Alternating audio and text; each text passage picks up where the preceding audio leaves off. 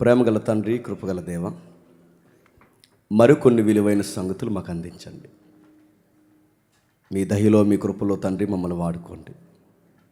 ప్రకటన గ్రంథం యొక్క వివరణ మేము వింటున్నాం తండ్రి. ప్రకటన, ప్రత్యక్షత, ఆ ప్రత్యక్షతను కూర్చిన విలువలు, సంగతులు తండ్రి, ఎన్నో సత్యాలు మేము నేర్చుకోవడానికి మీ కుమారునికి బయలుపరచబడిన ప్రత్యక్షత తండ్రి. ఆయనకి అనేక విషయాలు ప్రత్యక్షంగా మీరు చూపించారు. పరవశుడయ్యాడు. ఈ గ్రంథం ధ్యానిస్తున్నప్పుడు కూడా తండ్రి, మేము కూడా ఆ సంగతుల విషయంలో పరవశులు అవుతున్నాం. ఆయన చూసిన కళ్ళద్దాల్లో నుంచి మేము చూస్తున్నాం. ఆయన చూసిన నేత్రాల్లో నుంచి మేము చూస్తున్నాం. యోహాను గారి అనుభవాల్లో నుంచి తండ్రి, మా అనుభవాల్లోనికి తండ్రి ఆ గ్రంథాన్ని ధ్యానించే ప్రయత్నం చేస్తున్నాం. మీరు మాకు సహాయం చేస్తున్నారు తండ్రి. ప్రత్యక్షంగా, పరోక్షంగా అనేక మంది వింటున్నారు. నేర్చుకునే వాళ్ళు అధిక శాతంలో ఉన్నారు. తప్పులు పెట్టేవారు కూడా తండ్రి ఈ వాక్యాలు వింటున్నారు. వారు కూడా చూడగలిగే మనోనేత్రాలు అనుగ్రహించండి. వారు మమ్మల్ని చూడక తండ్రి ఏం చెబుతున్నామో వాక్యాన్ని వింటూ వారిలో, మాలో సరి చేసుకోవాల్సిన సంగతులు ఏవైతే ఉన్నావో తండ్రి, వాటన్నిటినీ బలపరుచుకునే ధన్యత ఇవ్వండి. మమ్మలను, మీ బిడ్డలను అందరినీ మీ చేతులుగా అప్పగించుకుంటూ క్రీస్తున్నామని ప్రార్థన సమర్పిస్తున్నాం తండ్రి. ఆమేన్.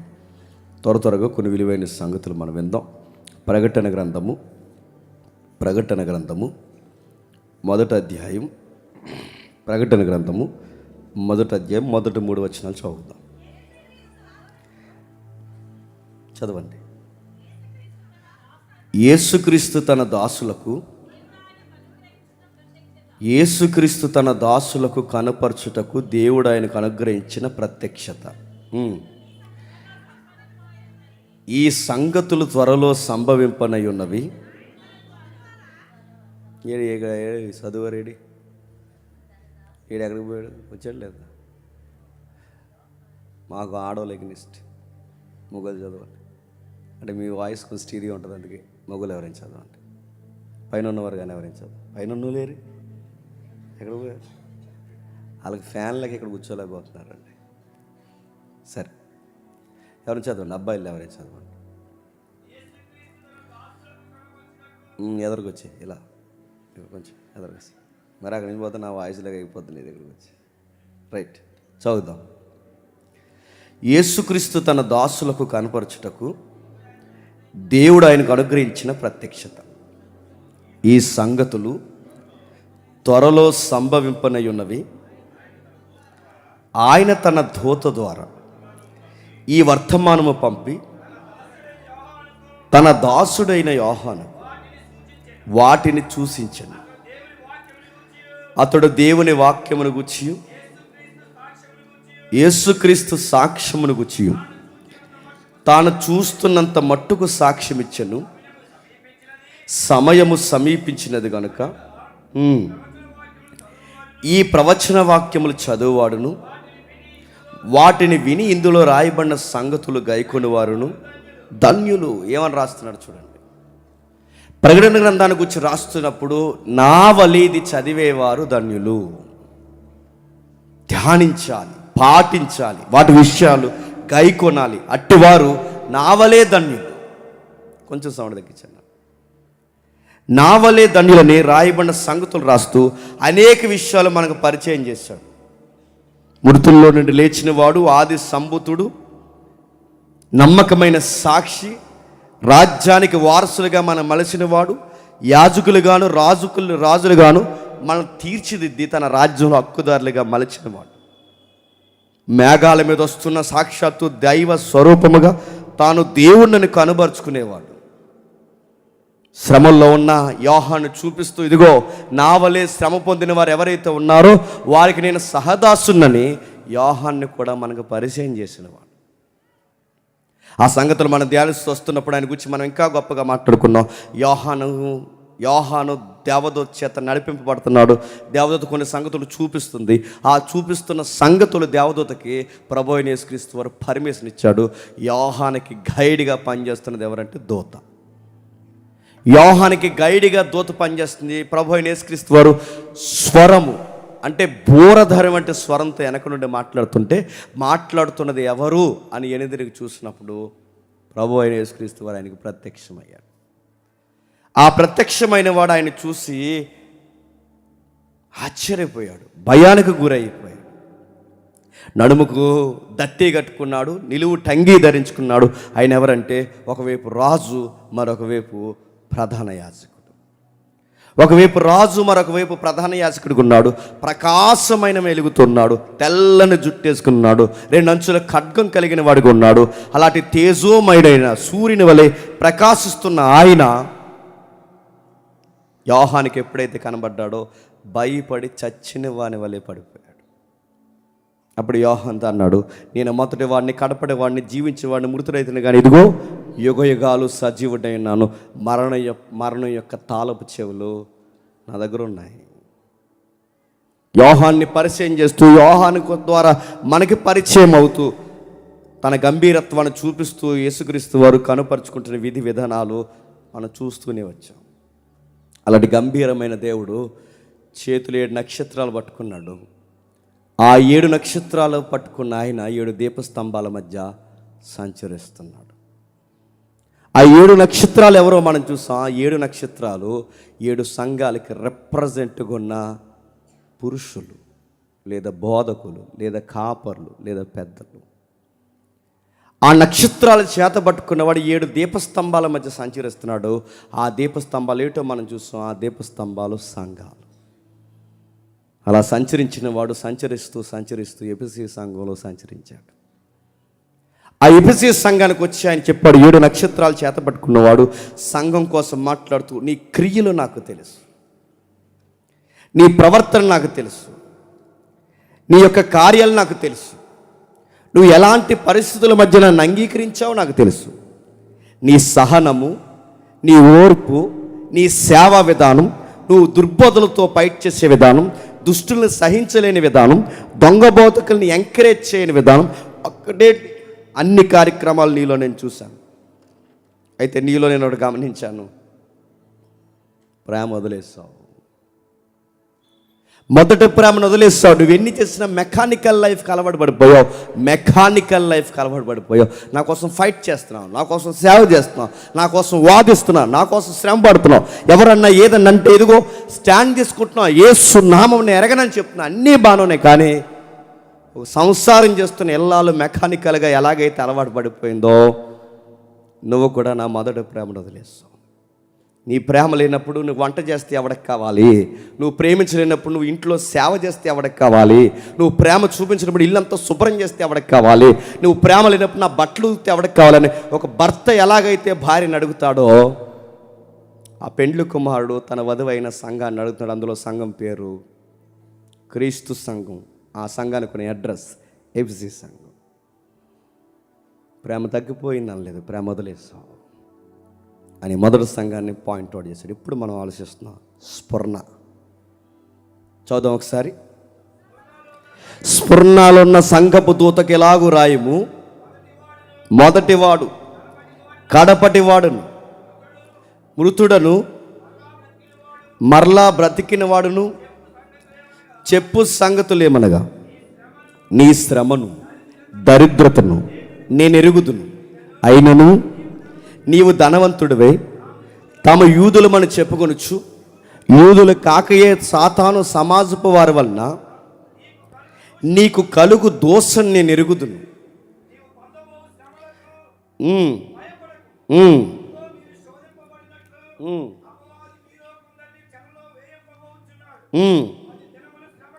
పది దినములు శ్రమ కలుగును, మరణము వరకు నమ్మకం ఉండుము, నేను నీకు జీవ కిరీటం ఇచ్చేదను. సంఘములతో ఆత్మ చెబుచున్న మాట చెవుగలవాడు వినుగాక. జయించువాడు రెండవ మరణము వలన ఏ హానియు చెందడు. ఆగుదాం. రాయబడుతున్న సంగతులు తెలుగు అక్షరాలు తెలుసు కనుక చదువుకున్నాం. తిరిగేసి ప్రశ్నించుకుంటే మనకేమైనా అర్థమైందంటే యథార్థంగా ఒప్పుకుందాం, మనకేమో అర్థం అవ్వదు. దేవుడు అర్థం కావాలని ఏ గ్రంథాన్ని రాయించలేదు, అర్థం కాకుండా ఉండాలని ప్రకటన గ్రంథాన్ని కూడా రాయించలేదు, అర్థం అవ్వాలని రాయించాడు ఆయన. కాకపోతే ఆ గ్రంథాలు చూసి మనం ఎందుకు భయపడుతున్నామంటే వాడిని భాష అలాంటిది. అలాంటి భాషను ఆయన ఎందుకు ఉపయోగించాల్సి వచ్చిందంటే ఆయన అరెస్ట్లో ఉన్నాడు, పైగా విసర్జింపడ్డాడు, పైగా పద్మాసు ద్వీపంలో ఉన్నాడు, ఇప్పుడు పైగా గవర్నమెంట్కి వ్యతిరేకంగా ఉన్నాడు. ఆ లెటర్ చదువుతున్న వారు ఎవరైతే ఉన్నారో వాళ్ళకు అర్థమయ్యే భౌగోళిక పరిస్థితుల్లో కొన్ని విషయాలు స్పష్టంగా పోలిక కొన్ని సంగతులు రాశాడు. అందులో స్ఫురణ అనే పేరుకి అర్థం ఏంటంటే, చూపిస్తాం ఒకసారి, తమ్ముడు కనిపిస్తుందా? స్ఫురణ అనే పేరుకి ఐమే చూపించా, జాగ్రఫికల్ ఇమిడి. స్ఫురణ అనగానే బోలము అని అర్థం. ఇంకా మీకు అర్థం కావాలంటే బోలం అనగానే ఒక చెట్టు నుండి లేదా ఒక బెరడు, ఒక చెట్టు నుండి తీస్తే, అలానే ఉంచు, ఒక చెట్టు నుండి తీస్తే ఒక విచిత్రమైన పదార్థం. స్ఫురణ అనే పదానికి అర్థం అంటే ఒక చెట్టు నుంచి ఒక మెటీరియల్ వేస్తారు, మనకు అప్పుడప్పుడు జిగురు వస్తారు చూసారా, ఆ టైప్ ఆఫ్ మెటీరియల్ ఆ ఏరియాలో ఆ చెట్ల నుంచి తీస్తారు. ఆ చెట్ల నుంచి తీసిన మెటీరియల్ని బోలంగా తయారు చేస్తారు. బోలాన్ని దేనికి వాడతారంటే శవాలు కుళ్ళిపోకుండా వాడతారు. ఆ ఏరియా ఆ మెటీరియల్కి ఫేమస్, అది అందుకే దాని పేరు స్ఫురణ. స్ఫురణ అంటే బోలము లేదా చేదైన బోలము అని. ఇంకా మీకు అర్థం కావాలంటే అది చేదైన బోలం కనుక, ఆ పదార్థం ఎక్కువ దొరుకుతుంది కనుక, ప్రజెంట్ దాని పేరు ఇస్లాం ఆ ప్రాంతాన్ని జయించిన తర్వాత, మహమ్మద్ ప్రవక్త వచ్చిన తర్వాత, ఆ మహమ్మద్ ప్రవక్త ఆ ఏరియాని గెలుచుకున్న తర్వాత ఊరు పేర్లు మార్చేశారు. ప్రజెంట్ స్ఫురణ పేరు ఇజ్మేర్ అంటారు దాన్ని. ఇజ్మేర్, మిర్ అంటే బోలము, అందుకే దాని పేరు ఇజ్మేర్ అంటారు దాన్ని. పదార్థం మార్చేస్తారు, అంటే పేరు మార్చారు. ఇప్పుడు ఎలాగైతే ఈ గవర్నమెంట్ వచ్చిన తర్వాత జిల్లా పేర్లు ఎలాగైతే మార్చేస్తున్నారో, ఆ గవర్నమెంట్ వచ్చిన తర్వాత రాష్ట్రాల పేర్లు కూడా మార్చడానికి ఎలాగైతే తెలంగాణలో జరిగాయో, అలాగే ఆ రోజు ఇస్లాం కంట్రీ పరిపాలన వచ్చిన తర్వాత ఇజ్మీర్ పేరుగా మార్చారు. నిజానికి దాని పాత పేరు స్మరణ. ఆ ఏరియాలో ఏమున్నాయి ఇంకంటే ఆడోళ్ళ ఆభరణాలు ఎక్కువ దొరుకుతాయి. ఆడోళ్ళు పెట్టుకుంటారు ఆభరణాలు, మెడలకి, చేతులకి, ఈ నుదుటికి, ఇవన్నీ ఈ ఫ్యాషన్స్ ఎక్కువ. అక్కడ మంచి మెటీరియల్ దొరుకుతుంది, మంచి ఆభరణాలు దొరుకుతాయి, బంగారు వస్తువులు బాగా అమ్ముతారు. అందుకే ఆసియా ఖండానికి లేదా మిడిల్ ఆసియాకి, మధ్య ఆసియాకి అందమైన కిరీటం అంటది.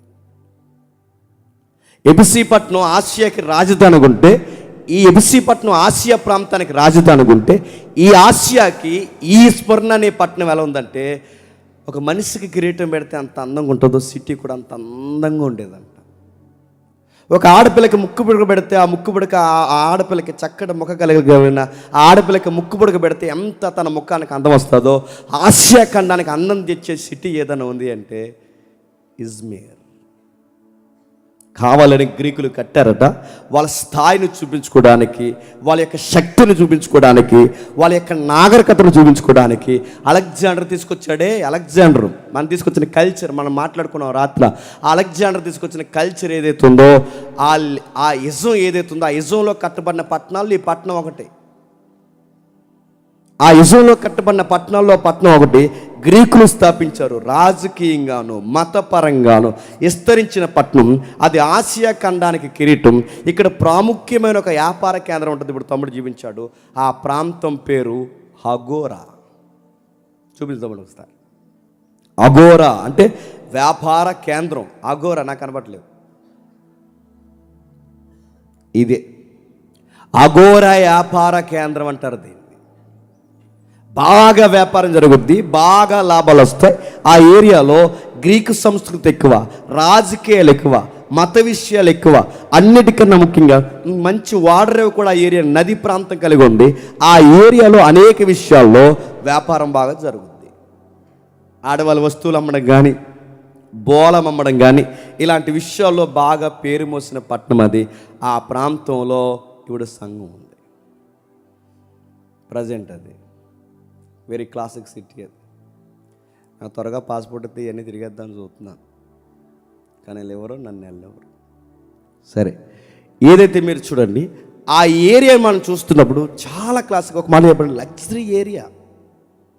ఎంత లగ్జరీ ఏరియా అంటే మీరు గమనిస్తే దాన్ని జాగ్రత్తగా, ఎంత పెద్ద లగ్జరీ ఏరియా అంటే ఆ ఏరియాకి కావాలని వలసొచ్చి కూడా అక్కడ నివాసం ఉండిపోయేవారట.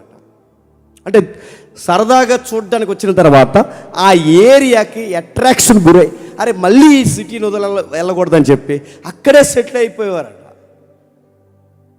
ఆసియాకి అందం తెచ్చిన పట్టణం, ఆసియాకి వ్యాపారంలో బాగా లాభాలు తెచ్చిన పట్టణం. అలాంటి పట్టణంలో ఈరోజు ప్రజెంట్ పుట్టాలు అవన్నీ ఆ పట్టణంలో సంఘం ఉంది. ఆ సంఘంలో ఎక్కువ ఆ ఏరియాలో ఎక్కువ ఏం జరుగుతుంది? వ్యాపారం జరుగుతుంది. బోలం అమ్ముతారు, ఆభరణాలు అమ్ముతారు, ఇవన్నీ అమ్ముతారు. అక్కడ అమ్మకాల ద్వారానే బతుకుతారు. అక్కడ పాడి పంటల కన్నా వ్యాపారాలకి గిరాకీ ఎక్కువ. అలాంటి ఏరియాలో ఆసియాకి ముక్కు పుడకగా, ఆసియా ఖండానికి కిరీటంగా ఉంటే మాసిన వస్త్రాలు, మాసిన గడ్డాలు, మాసిన గుడుసులతో, మాసిపోయిన బతుకులతో ఆ సిటీకి మచ్చలాగా ఒక ఏరియా ఉందంట. ఆ సిటీకి మచ్చలాగా ఒక గుంపు ఉందంట. అందమైన పట్టణంలో మురుకుగా తిరుగుతున్న గుంపు ఉందంట. ఆ గుంపు పేరు సంఘం. అక్కడ ఉన్న వాళ్ళందరూ డబ్బున్న వాళ్ళు, కానీ ఈ సంఘంలో ఉన్న వాళ్ళందరూ కడు పేదరికంలో ఉన్నవారు. స్వచ్ఛమైన సంఘాలు ఎక్కడ ఉంటాయి చెప్పిన? పేదరికంలోనూ ఉంటాయి. బలిసిన సంఘాల్లో ఏముంటుంది చెప్పిన? బలిసిన వ్యవహారమే ఉంటుంది. స్వచ్ఛమైన దేవుని ప్రేమ ఎక్కడ ఉంటుంది చెప్పిన? కింది స్థాయిలో పేదరికంలో ఉంటారు. చూడండి, వాళ్ళు పెట్టే పచ్చడి మెతుకులు కూడా బాగుంటాయి. లగ్జరీగా ఉన్న వాళ్ళు చూడండి. మీరు కావాలి, మొన్న మధ్య ఒక సేవకుడు నన్ను కలిశాడు. ఆ సేవకుడితో లగ్జరీస్ సంఘానికి వెళ్ళాడు ఫారెన్లో. నిజానికి నేను వెళ్ళాలి, నాకు పాస్పోర్ట్ లేక ఆయన వెళ్ళాడు. వెళ్ళిన తర్వాత వాళ్ళు ఏ విధంగా వాళ్ళని చూశారో నాకు చెప్పాడు. ఏ విధంగా చూశారంటే ఆయన చెబుతున్న మాట ఏంటంటే, వెళ్ళారట, ఫ్యామిలీ ఉన్నారు అక్కడ, వాళ్ళు డాక్టర్స్, వాళ్ళు యూఎస్లో జరిగిన కూడా చెప్తున్నాను. ఆ డాక్టర్స్ ఎవరైతే ఉన్నారో పిలిచారట. ఈయన స్పీకర్కి వెళ్ళాడు.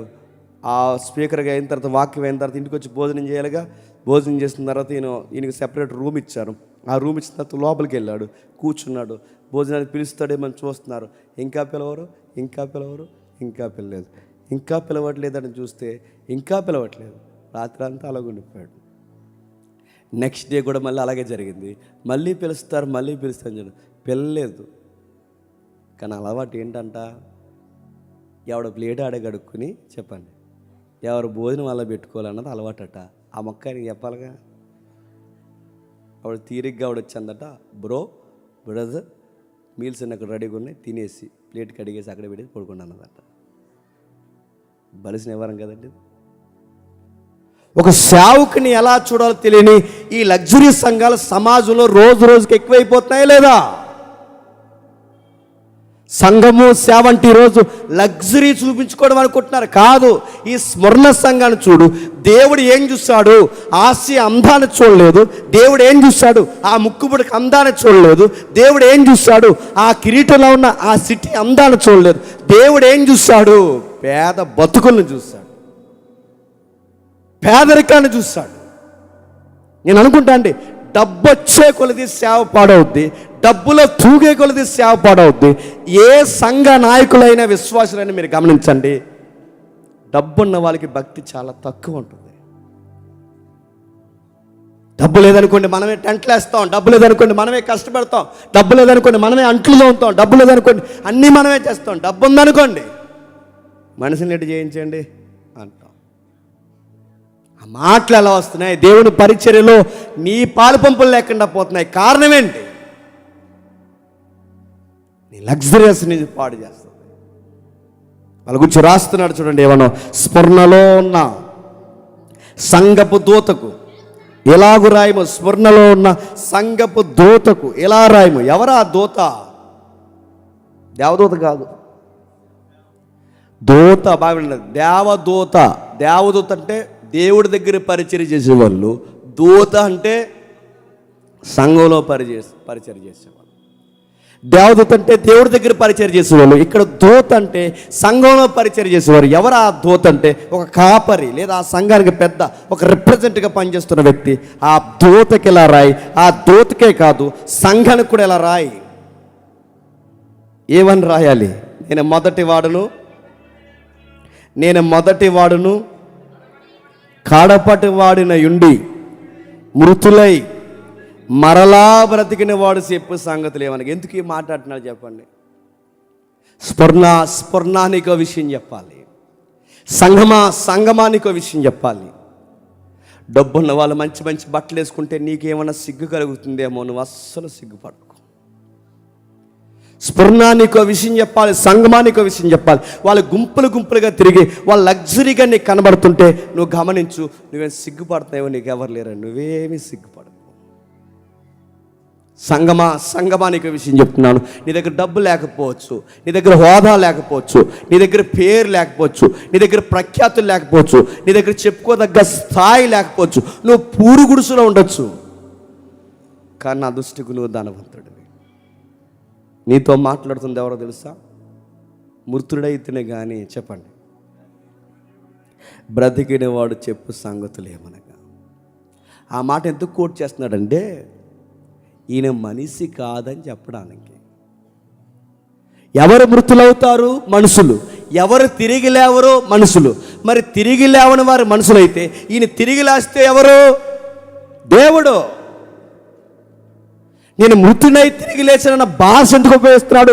మనుషుడు మరణిస్తే తిరిగి లేవడు, ఈయన మరణించి తిరిగి లేచాడంటే చెప్పండి, ఈయన దేవుడు. సంగమా, నీతో మాట్లాడుతున్న సాక్షాత్తు దేవుడు. నేను మాట్లాడుతున్న దేవుణ్ణి. నేను మనిషినైతే మరణిస్తాను, నేను మనిషినైతే మరలా లేవను. నేను మనిషిని కాదు, దేవుణ్ణి గనకే మరలా తిరిగి లేచి బ్రతికి మరణంలోకి వెళ్ళి చావంచుకెళ్ళి ఆ చావులో నిద్రించి మరణించి తిరిగి లేచి నీతో నేను మాట్లాడుతున్నాను. బ్రతికిన వాడు చెప్పు సంగతులు ఏమనగా, నీ శ్రమను, నీ దరిద్రతను నీ నెరుగుదును, అయినను నువ్వు ధనవంతుడివే. తాము యూదులమని చెప్పుకొనొచ్చు, యూదులు కాక. ప్రశ్న, నీ శ్రమ, నీ దరిద్రత నేను ఎరుగుదును. ఇప్పుడు అడుగుతున్నాను, ఎందుకు ఈ క్రైస్తవులకి దరిద్రత వచ్చింది? దరిద్రత అంటే అదో శాపంగా. దరిద్రత అంటే పేదరికంలో మరింత పేదరికం. ఎందుకు పేదరికం వచ్చింది? సామెతల గ్రంథంలో రాసినట్టు గుర్తుపెట్టుకోండి, పని చేయని వాడు, ఏ పని చేయని వాడు సింపురుగుడ్ల కారణకుడు అవుతాడని సామెతల గ్రంథంలో ఉందా లేదా? పని చేయని వాడు సింపురుగుడ్ల కారకుడు అవుతాడని ఎలాగైతే సామెతల గ్రంథంలో ఉందో, వీళ్ళు ఏ పని చేయకపోవడం వలన పేదోళ్ళు అయ్యారా? వ్యసనాలకు అలవాటు పడిన కానీ, సుఖాలకు అలవాటు పడిన వారు కానీ, మగాళ్ళకి మరి చెప్తున్నాను, వ్యసనాలకు కానీ సుఖాలకు కానీ అలవాటు పడితే సింపుల్ కొట్లు వేసుకోవడం కూడా పనికి గుర్తుపెట్టుకో. మగాడు కష్టపడాలి, మగాడు కాస్త సంపాదన కలిగిన వాడుగా ఉండాలి. వ్యసనాలకు అలవాటు పడిపోయినా, ఏ పని చేయకుండా సోమర్లా తిరిగినా, పని దొంగవైతే నీళ్ళంతా దొంగల ముఠాగా మారిపోద్దేమనుకుంటున్నావు. వీళ్ళెందుకు పేదోళ్ళు అయిపోయారు? చాలామంది క్రిస్టియన్లు చేస్తున్న తప్పటి చెప్పిన, ఇక దేవుడిని నమ్ముకున్న తర్వాత ఇంక ఏ పనిలోకి వెళ్ళరండి. ఇది రోగం. అప్పుడు చెప్పాడు పని చేయొద్దని, ఉద్యోగాలు చేయొద్దని చెప్పారా? పని చేయొద్దని చెప్పారా? దేవుడు ప్రేయర్ కూర్చుని ఇక ప్రార్థన పేరు వంక పెట్టుకుని ఇక ఏ పని చేయగలదు, సన్నాసిగడ అయిపోతాయో అనుకుంటున్నావు. పని చేయి. దేవుడి పేరు చెప్పి నువ్వు ఇంట్లో ఏ పని చేయకుండా నిస్సారంగా కూర్చుంటే ఎవరికి చెడ్డ పేరు? యారు ఎగ్జామ్స్ అలా ఎందుకు రాసేవారంటే, ఈ పోటీగాడు అన్నాడట మీటింగ్స్లో ఎక్కువ తిరిగి చదవలేకపోయి. ఎవరికి చెడ్డ పేరు? నువ్వు మీటింగ్స్ రాకపోయినా పర్లేదు, నువ్వు మీటింగ్స్లో కూర్చోకపోయినా పర్లేదు, నువ్వు మీటింగ్లో బరకాలు వేయకపోయినా పర్లేదు, కానీ దేవుడి పని చెప్పి నువ్వు చదవకపోతే ఎవరికి చెడ్డ పేరు? దేవుడు అనగానే మనం అనుకుంటున్నాం, మనం చదవకపోయిన అక్షరాలు అలా కనబడిపోతాయి అనుకున్నాం. కనబడదు చూడు, ఒక అక్షరం జీరో.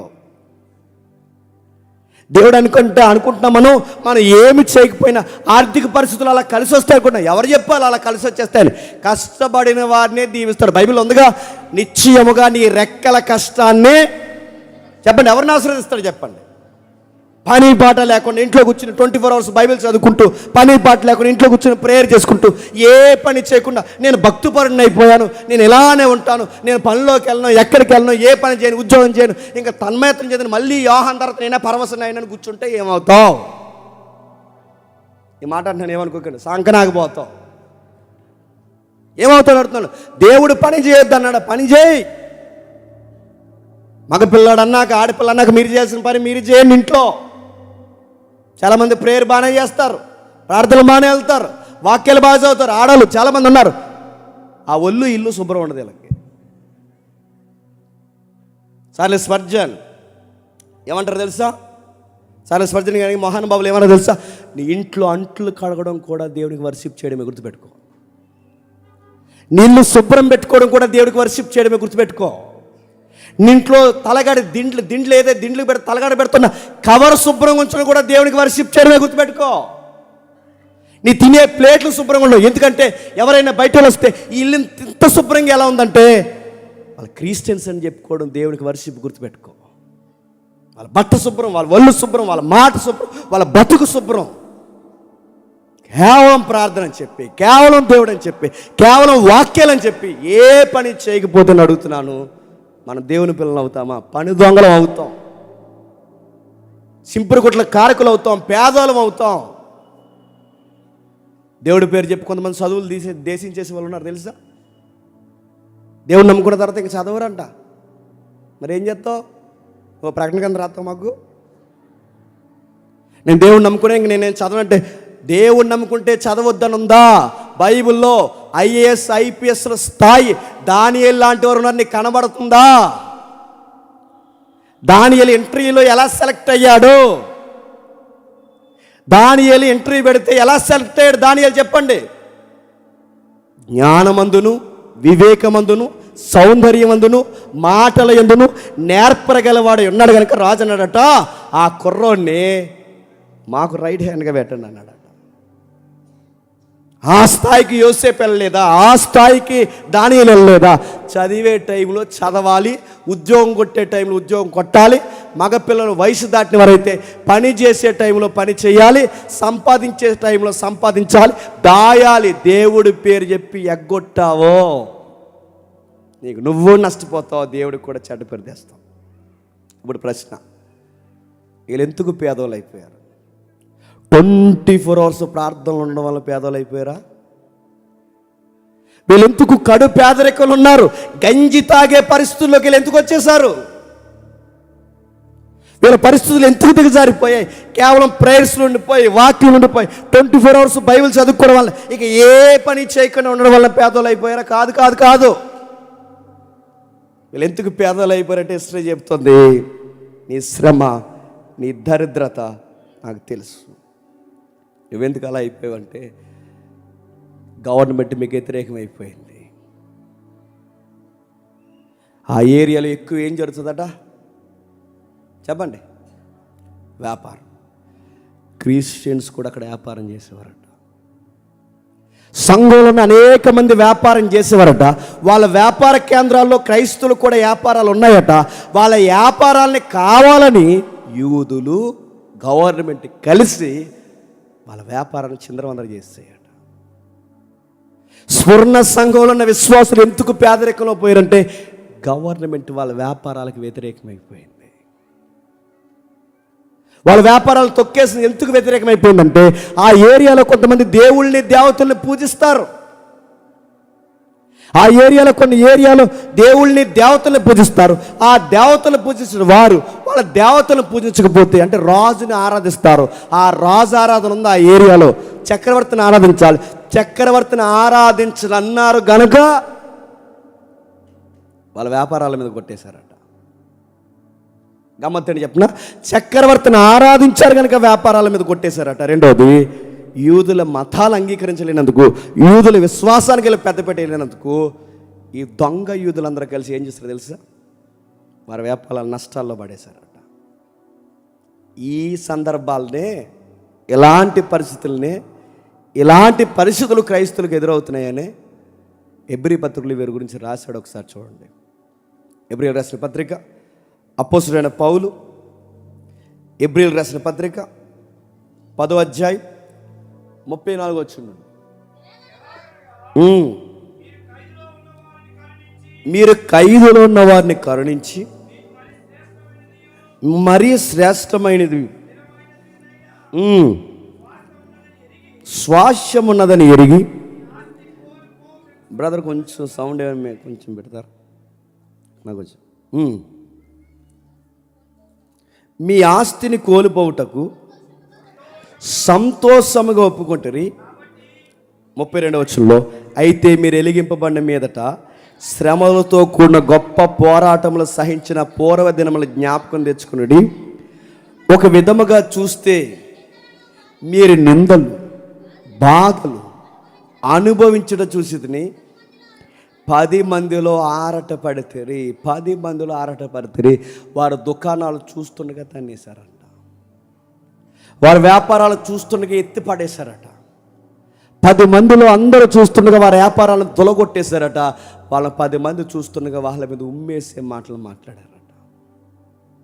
వాళ్ళు ఎందుకు పేదోళ్ళు అయిపోయారంటే, నేను మరలా చెప్తున్నాను, వాళ్ళ వ్యాపారాల్లో ప్రభుత్వానికి అనుకూలంగా వాళ్ళు లేనందుకు, యేసుప్రభు నామాన్ని గట్టిగా పట్టుకున్నందుకు ఫైనాన్షియల్గా క్రిస్టియన్ ఫ్యామిలీస్ని డిస్టర్బ్ చేశారంట. నేను నేరుగా నిన్ను అడుగుతున్నాను, నేను ఇదే స్మరణ లాంటి పరిస్థితి నీ ఎంప్లాయ్ లైఫ్లో కానీ, నీ వ్యాపార వ్యవస్థలో కానీ, నీ ల్యాండ్ విషయంలో కానీ నీకు ఎదురైతే నీ ప్రభు కొరకు నువ్వు స్టాండ్ తీసుకోగలవా? మిమ్మల్ని అడుగుతున్నా. వాళ్ళు ఎందుకు పేదోళ్ళు అయిపోయారు? కేవలం వాళ్ళ యేసుప్రభు నామం వైపు నిలబడి మేము రాజుని పూజించమన్నందుకు వాళ్ళ వ్యాపారాలు నాశనం చేసి పడేశారు. మరి నువ్వు నేను ఆధార్ కార్డు తేడా అవుతుందంటే మనకి వచ్చేద్ది, రేషన్ కార్డు తేడా వస్తుందంటే క్రిస్టియన్స్ కాదని రాయించేస్తాం మనం. మ్యారేజ్ సర్టిఫికేట్ ఏదైతే ఉందో, మీకు మ్యారేజ్ సర్టిఫికేట్ ఉంటే కానీ కొన్ని పనులు అవ్వో, గవర్నమెంట్ నుంచి వచ్చే రాయితీలు మీకు కొన్ని రావంటే ఆ మ్యారేజ్ సర్టిఫికేట్ మీకు కావాలంటే క్రిస్టియన్స్ అని రాస్తే రాదు.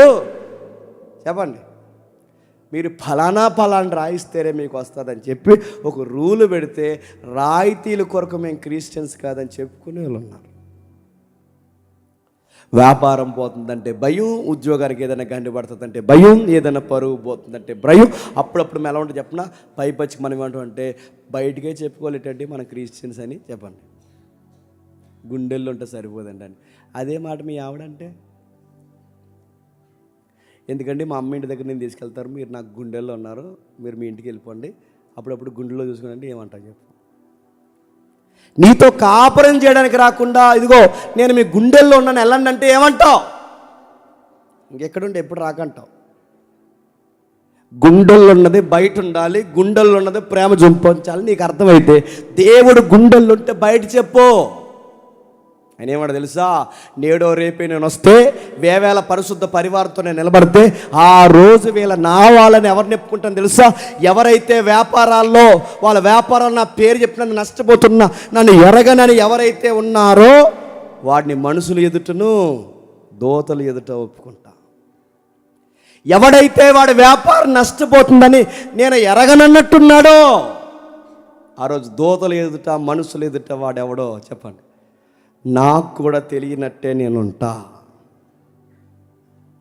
చాలామంది చూస్తుంటే కొన్ని బాధాకరమైన విషయాలు ఏంటి చెప్పిన, వీళ్ళంత మారిని కులం పిచ్చిపోదలకి మీటింగ్స్కి వెళ్ళినప్పుడు అడుగుతారు, జేమ్స్ గారు మనోలేనా అని. ఎవరినో ఒకప్పుడు అడిగారట ఏమింట్లు అని, అప్పుడు ఆవిడంత పెంకిటిల్లే అని. ఇదో జబ్బు. అందుకే ఈ భయాలకు గురైన కొంతమంది ఏమంటారంటే మేము కన్వర్టెడ్ క్రిస్టియన్స్ అంటారు. కన్వర్టెడ్ అంటే మేము దిగు స్థాయి నుంచి వచ్చినాం కాదు, చెప్పండి మేము కన్వర్ట్ అయ్యాం. ఈ జబ్బులే పోవాలి. మళ్ళీ చెప్తున్నాను, మేము ఫలానా మా వ్యాపారం, మా పేరు, మా ఉద్యోగం ఇవన్నీ పోవాలి. మన వాక్యానికి ప్రభావితం చేయబడిన వాళ్ళు నేను అతిశయంతో చెప్తున్నాను దేవుని బట్టి. ఈ మధ్య ఎంఆర్ వాళ్ళు ఉన్నారు, డిప్యూటీ ఎంఆర్ వాళ్ళు ఉన్నారు, డాక్టర్లు ఉన్నారు, ఇంజనీర్స్ ఉన్నారు. మీకు ఎవరు తెలియదు, అందరూ సాదాసీత కూర్చున్నారు అనుకుంటున్నారు మీరు. ఈ పరిసర ప్రాంతాల్లో అనేక మంది గవర్నమెంట్ అధికారులు ఉన్నారు. వాళ్ళు సాదాసీతగా అక్కడ నిలబడి భోజనాలు చేస్తుంటే మాకే అనిపించింది ఎంత తగ్గింపు అంటే. అడుగుతున్నాను, ఎప్పుడు వస్తుంది అది చెప్పండి. యేసు నామాన్ని గట్టిగా పట్టుకుని నిలబడాలనుకున్నప్పుడు గుర్తుపెట్టు, నీ స్థాయి నీకు కనబడదు, నీ పేరు నీకు కనబడదు. అందుకే స్మరణ సంఘం ఎందుకు దరిద్రత మోస్తుంది రాస్తున్నాడు చూడండి. నువ్వు నిందల పాలైపోయావు, బాధలు అనుభవించావు, 10 మందిలో నిన్ను అల్లరి చేసి పడేశారు, నిన్ను గెంటేశారు. మరొక విధంగా చూస్తే వాటిని అనుభవించిన వారితో నీకు సంబంధం లేకపోయినా నువ్వు వెళ్ళి చేతులు పెట్టినందుకు నువ్వు పాలువాడు కావాల్సి వచ్చింది. క్రైస్తవులుగా నీకు ఏదైనా నష్టం కలుగుతుంటే నిజానికి నీ ఫ్యామిలీకి ఇంకా ఏమీ జరగలేదు, వాళ్ళకి ఏదో జరుగుతుందని వాళ్ళ పక్షాన స్టాండింగ్ నువ్వు తీసుకున్నందుకు ఆ ఎఫెక్ట్ ఎవరి మీద పడింది చెప్పండి? నా మీద కూడా పడింది. వాళ్ళ పక్షాన నేను వాయిస్ ఇచ్చినందుకు నా మీద కూడా పడింది. వాళ్ళ పక్షాన మాట్లాడినందుకు నా మీద కూడా పడింది. అలా నువ్వు పాలువాడు అయ్యావు. వాళ్ళ జైలుకి వెళ్తే వాళ్ళ జైలు దగ్గర నువ్వు పోయాలనగా మీరు ఖైదీలో ఉన్న వారిని కరుణించి నీకు మరీ శ్రేష్టమైనది స్థిరమైనదైన స్వాస్థ్యం ఉన్నదని ఎరిగి మీ ఆస్తిని మీ వ్యాపారాల్ని మీ సహోదరుల కొరకు మీ క్రీస్తు కొరకు కోల్పోవడానికి సంతోషంగా ఒప్పుకున్నారు. కానీ నేను చెప్తున్నాను, ఈ లోకం దృష్టిలో మీరు పేదోళ్ళేమో, కానీ నా దృష్టిలో మీరే ధనవంతులు. ఈ లోకం దృష్టిలో బాగా డబ్బున వారి పేర్లు తెరల మీద తిరుగుతున్నాయేమో. నన్ను నమ్ముకున్న తర్వాత నీకు పేదరికం వచ్చింది, నన్ను నమ్ముకున్న తర్వాత నీ వ్యాపారం పోయింది, నన్ను నమ్ముకున్న తర్వాత ఉద్యోగం పోయింది, నన్ను నమ్ముకున్న తర్వాత నీ జీవితం ఆరాటపడే బతుకైపోయింది. నన్ను నమ్ముకున్న తర్వాత నీకు సుఖాల కన్నా నన్ను నమ్ముకున్న తర్వాత నీకు చెప్పండి బాధలు ఎక్కువైపోయాయి. అయినా నీ మైండ్లో ఒక విషయం ఉందన్న సంగతి నాకు తెలుసు. హృదయాలిరిగా నేను ప్రతి విషయాన్ని చూస్తున్నాను. నువ్వెందుకు అలా ఉన్నావంటే శ్రేష్టమైన స్థిరమైన స్వాస్థ్యం ఇక్కడ కాదు చెప్పండి, అక్కడుందని ఒక గోల్ పెట్టుకొని బతుకుతున్నాను. ఆయన పేరు నేను మర్చిపోయాను. క్రిస్టియన్, ఒక రియల్ క్రిస్టియన్ ఎలా బతుకుతాడంటే, త్వరగా ముగిస్తాను. మనం ఇల్లు కట్టుకుంటాం, మంచి మంచి భవంతులు కట్టుకుంటాం, కార్లు కొనుక్కుంటాం. కానీ వ్యక్తి దృష్టి ఎక్కడ ఉంటుందంటే ఆ పరలోక స్వాస్థ్యం మీద ఉంటుంది. అతని మాటలు ఇలా ఉంటాయంట, ఇల్లు కట్టుకుంటున్న ఆయన ఇంటి గోడల మీద చెయ్యేసి ఇలా ఏడుస్తూ అన్నాడట, మై లార్డ్ నా హై బాల్స్ ఏవైతున్నావో, నా నేత్రాలు ఏవైతున్నావో, ఈ 2 నేత్రాల మీద నా ఇంటి గోడలను బట్టి చెప్తున్నా, ఇది నాకు శాశ్వతమైన నివాసము కాదు. ప్రస్తుతానికి కొంతకాలం ఉండడానికి నేను కట్టుకుంటున్నాను, కానీ నా ఎటర్నిటీ లైఫ్ అక్కడ ఉందని నా హై బాల్స్, నా 2 కను నేత్రాల మీద నిత్యత్వ ముద్రలు నా కనుగుడ్ల మీద ముద్రించవా అని అడిగాడు. నేను కారును చూస్తున్నా, నా ప్రయాణం అక్కడికైనా అర్థం అవ్వాలి. నేను ఇల్లు కట్టుకున్నా, నా నివాసం అక్కడ ఉందని నాకు అర్థం అవ్వాలి. నేను ఏ వస్తువు వాడినా నా లైఫ్ ఇక్కడ శాశ్వతమైనది కాదని నాకు అర్థం కావాలి. వాళ్ళు అదే గోల్ పెట్టుకుని బతుకుతున్నారట. ఖైదీలు ఉన్న వారి దగ్గరికి మీరు వెళ్తున్నారు, కరుణిస్తున్నారు. ఖైదీలు ఉన్న వారి దగ్గరికి మీరు వెళ్తున్నారు, కరుణిస్తున్నారు. ఇప్పుడు చెప్పండి, పౌలు గారిని అరెస్ట్ చేశారు, పౌలు గారిని కొట్టారు, పౌలు గారిని నిందలేస్తారు. అలాంటి టైంలో పౌలు గారు మావాడంటే వాడిని ఏం చేస్తారు? వాడిని కొడతారు. ఎరస్తుని అలాగే కొట్టారు, తీతుని అలాగే కొట్టారు. వాళ్ళకి ఎందుకు కొన్ని రోగాలు ఎందుకు చెప్పిన పౌలు గారికి సపోర్ట్గా నిలబడినందుకే వాళ్ళు కొట్టినందుకు రోగాల పాలైపోయారు. ఎవరినో రోడ్డు మీద కొడతారు, ఆ రోడ్డు మీద కొడుతున్న వాడి దగ్గరికి వెళ్ళి వాడి మావాడండి అని ఆ గుంపులోకి వెళ్ళి నువ్వు నిలబడితే నిన్ను కొడతావు. మన సహోదరులు యేసుప్రభుని నమ్ముకున్నందుకు వాళ్ళు కొడుతున్నారట, యేసుప్రభు నమ్ముకున్నందుకు వాళ్ళు తిడుతున్నారట, యేసుప్రభు నమ్ముకున్నందుకు వాళ్ళ వ్యాపారాలు నాశనం చేశారంట అని నీకు తెలిసినప్పుడు స్ఫురణలో ఉన్న సంఘ విశ్వాసులందరూ వెళ్ళి ఏం బాధపడకండి, మీకు చెప్పండి మేమున్నాం అనేదారట. అటు వాళ్ళు నష్టపోయారు, వాళ్ళ పక్షాన స్టాండింగ్ తీసుకున్నందుకు చెప్పండి వీళ్ళు నష్టపోయారు. నీ కళ్ళ ముందు తోటి విశ్వాసులుగా నేను ప్రశ్న అడుగుతున్నాను, నీకు వ్యాధిగ్రస్తులు సంఘంలో ఉన్నా నీ కళ్ళకు కనబట్టలేదేమో. వాళ్ళ హాస్పిటల్లో నెలలు మగ్గిపోతున్న కనీసం ₹1 తీసి జేబీలోంచి నీకు ఇవ్వాలనిపించట్లేదంటే అసలు నువ్వెవడవే? నువ్వు అసలు క్రిస్టియన్వేనా? ఏదో తెలుసో తెలియకో ఏదో తెలియని విషయాలు, పూర్తి విషయాలు ఏంటో మనకు తెలియదు. కొంతమంది లేనిపోని చట్టాల్లో ఇరికింపబడి ఖైదీలు అయిపోయారు. అది నీకు వినబడింది. ఎప్పుడన్నా వాళ్ళని చూడడానికి నువ్వు వెళ్ళావా? హాస్పిటల్కి మంచాన్ని పట్టిన వారు ఉన్నారు, చట్టాల్లో ఇరుక్కుపోయిన వారు ఉన్నారు, పేదరికంలో నలిగిపోయిన వారు ఉన్నారు, నిన్నటి అన్నాన్ని ఈరోజు పాసన్నం పరవన్నంలా తినేవారు ఉన్నారు. ఇవన్నీ నీకు కనబడుతున్నాయి. ఎప్పుడైనా వాళ్ళ పక్షాన్ని వెళ్ళి, అరే మీరు ఖైదీలు ఉంటే మీ పక్షాన్ని మేము బయట ఫైట్ చేస్తాంరా, మీరు పేదరికంలో ఉంటే మీకు మేమన్నం పెడతాంరా, పెద్దమ్మ నువ్వు లెగిసేంత వరకు మీకు మేము సేవ చేస్తాంరా అని ఎప్పుడైనా ఎవరి పక్షానైనా నువ్వు స్టాండింగ్ తీసుకున్నావా? దేవుడు ఇవన్నీ చూస్తాడు. రాత్రి నాతో పాటు డాక్టర్ గారు ఉన్నారు. మీకు మాదిరి ఉంటుందని చెప్తున్నాను, మాకేదో ఆ మనసు ఉందని కాదు, కానీ మేము వెళ్ళాం. నిజానికి వాళ్ళని ఫోన్లో గైడ్ చేయొచ్చు, మేము జాగ్రత్తగా తీసుకెళ్ళండి, మరి సెమినార్ ఒత్తుడు నేను లేకపోతే ఇక్కడ అన్ని పనులు అవ్వని తప్పించుకునే మాట నేను చెప్పొచ్చు. డాక్టర్ గారు కూడా చెప్పొచ్చు, పలానా దగ్గరికి వెళ్ళండి. ఆ లిఫ్ట్ ఎక్కే ముందు నేను దేవుడు అనుకో మాట చెప్పాను. మన దేవుడు ఎలాంటి విషయాలు చూస్తాడు చెప్పిన.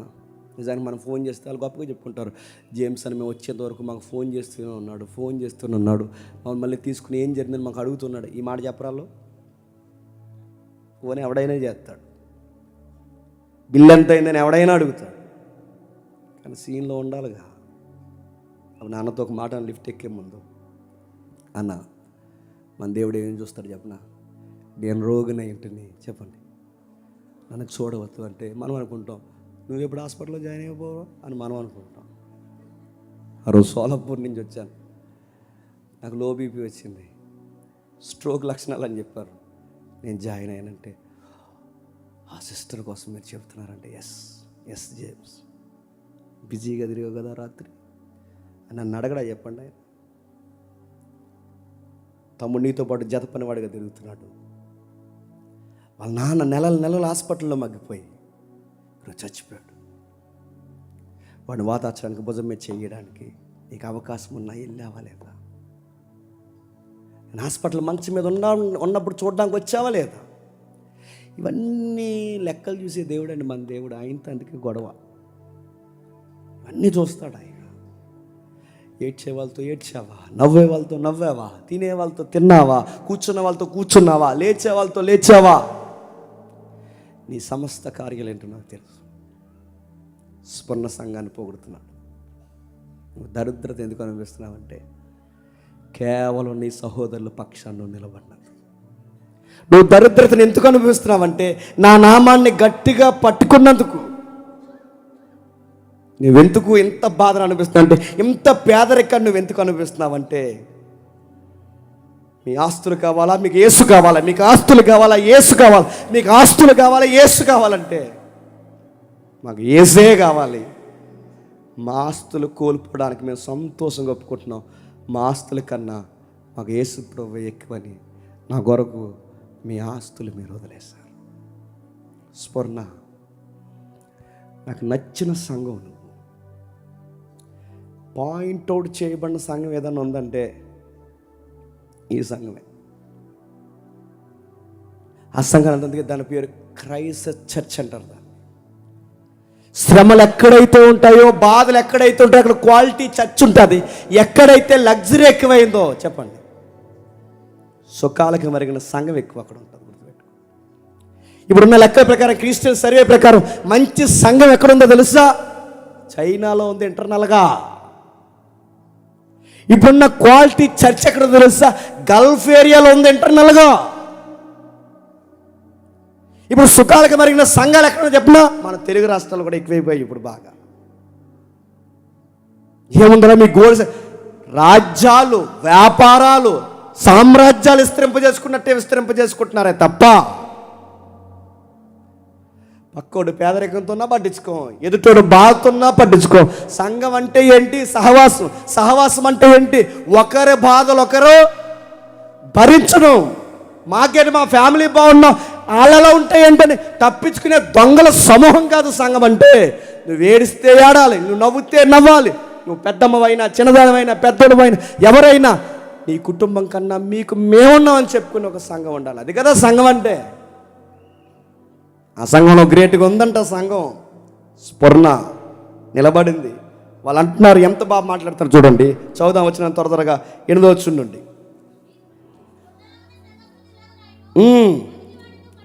మొదటి వాడిని, కడపటి వాడిని మృతుడై మరలా బ్రతికి తిని చెప్పు సంగతులు ఏమనగా, నీ శ్రమ, నీ దరిద్రతను నేను ఎరుగుదును, అయినను నువ్వు ధనవంతుడివే. నీ శ్రమ, నీ దరిద్రతను ఎరుగుదును, అయినను నువ్వు ధనవంతుడివే. అయినను నువ్వు ధనవంతుడివే. నీ ఆస్తులు కోల్పోయినను నువ్వు ధనవంతుడివే. ఇవే లక్షణాలు ఎవరు క్లైమ్ చేసుకున్నారో తెలుసా? అపోస్తలుడైన పౌలు గారు క్లైమ్ చేసుకున్నాడు. ఎక్కడ? కొరింథీయులకు రాసిన 2వ పత్రిక. అపోస్తలుడైన పౌలు త్వరగా కొరింథీయులకు రాసిన 2వ పత్రిక 6వ అధ్యాయం 7 నుంచి.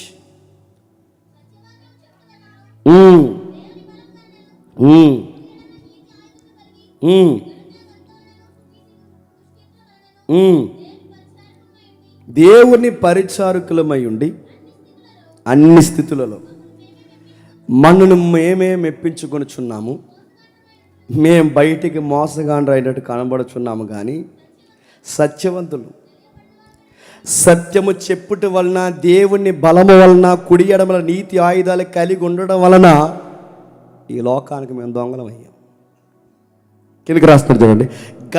గణతలమైన సుకీర్తి వలన, దుష్కీర్తుల వలన దేవుని పరిచారకులమై ఉండి అన్ని స్థితుల్లో మమ్మల్ని మేమే మెప్పించుకుంటున్నాం. మేము మోసగాండమైనట్టుండి సత్యవంతులం, తెలియబడవారైనట్టుండి బాగా తెలియబడిన వారము, చనిపోవచ్చున్న వారమైనట్టుండి ఇదిగో బ్రతుకుచున్నాం, శిక్షింపబడిన వారమైనట్లుండి చంపబడిన వారము, దుఃఖింపబడిన వారమైనట్లుండి ఎల్లప్పుడూ సంతోషించుచున్నాము, దరిద్రమైనట్లుండి అనేకులకు ఐశ్వర్యము కలిగించే వారు, ఎలాగనగా ఏమీ లేని వారమైనట్లుండి. ఇది ఒక క్రిస్టియన్కి జరిగేది ఎలా కాలం. ఈ సమాజంలో జరిగేది ఏంటంటే, నువ్వు నిజాయితీగా దేవుడిని నప్పుకుంటే నీ సహోద్యోగులు నిన్ను తిట్టుకుంటారు. నువ్వు క్రైస్ట్ని ఉన్నట్టుగా నువ్వు ఫాలో అయితే నీకు ఫ్రెండ్స్ కన్నా చెప్పండి ఎనిమీస్ ఎక్కువ అవుతారు. కానీ నీకు ఫ్రెండ్స్ సర్కిల్ పెరిగి అందరూ నేను బాబా అలా ఇలా అని చెప్పి నేను ఎవరన్నా పొగుడుతున్నారంటే సంథింగ్, మళ్ళీ చెప్తున్నాను సంథింగ్. నీకు ఎందుకు బయట వాళ్ళు ఎందుకు స్నేహితులు అవుతున్నారు? నువ్వు క్రిస్టియానిటీకి రిప్రజెంట్గా నువ్వు ఉండలేకపోతున్నావు. అందుకే పౌలు గారు అంటారు, మేము బయటికి దొంగలం కానీ దేవుని దృష్టిలో యథార్థవంతులు, మేము బయటికి పనికిమాలినోళ్ళం, బలహీనులు కానీ దేవుని దృష్టిలో బలవంతులు, మేము బయట వాళ్ళ దృష్టిలో చచ్చిపోయిన వాళ్ళం కానీ దేవుని దృష్టిలో బ్రతికిన వాళ్ళం. గమ్మత్తడి చెప్తున్నా, ప్రపంచ దృష్టిని ఆకర్షించింది సిటీ ఆఫ్ స్ఫురణ. ప్రపంచ దృష్టికి అందమైన సిటీ స్వర్ణ సిటీ అయితే, దేవుని దృష్టికి అందమైన గుంపు ఏంటి చెప్పండి? పేదరికమైన సంఘం. ప్రపంచాన్ని ఆకర్షించింది ఆ సిటీ అయితే, దేవుణ్ణి ఆకర్షించింది అదే సిటీలో ఉన్న సంఘం ఆకర్షించింది.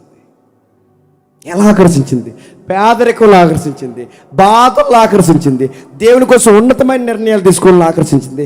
పేదరికంగా ఉండి నీతి కొరకు ఆకలి దప్పులతో ఉంటానన్నది తప్ప, ఆకలి కోసం చెప్పండి నీతిని తప్పనండి. చాలామంది అంటారు కొంచెం కఠినంగా ఉంటాయండి, మరి వ్యాపారం చేయకపోతే మేము నష్టపోతాం. కొన్ని వ్యాపారాలు ఉంటాయి, ఏంటి ఆ వ్యాపారం అని అడగండి.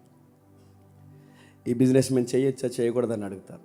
మేము సీరియస్గా వాకింగ్ ఉంది కాబట్టి చెప్తాం, మీరు అలా చేయడం మంచిది కాదు అంటే, మరి ఇలా చేయకపోతే మేము ఎలా బతుకుతామండి అంటే, వాళ్ళకి అర్థం కావాల్సిన మాట ఏంటంటే, ఆకలి కోసం నీతి తప్పుతావా? నీతి కోసం ఆకలితో ఉంటావా?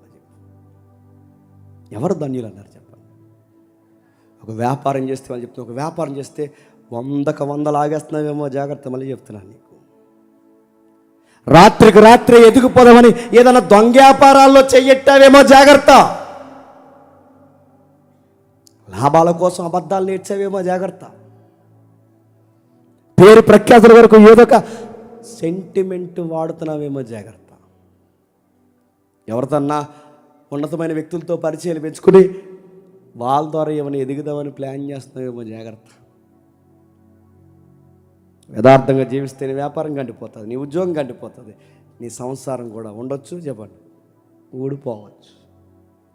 అయినను చెప్పండి, నీకేమీ లేకపోయినా, లాభం లేకపోయినా, నష్టం కలిగిన నీ వ్యాపారం అమ్మడానికి నువ్వు నిలబడినా, కష్టపడ్డానికి నువ్వు నిలబడినా, నీకు అన్నం దొరకకుండా చేసినా, నువ్వు లోకం దృష్టికి పేదోడువేమో కానీ చెప్పండి నా దృష్టికి సంగమా నువ్వు ధనవంతుడు అని చెబుతూ 9వ వచనం లేదా అంటున్నాడు చూడండి.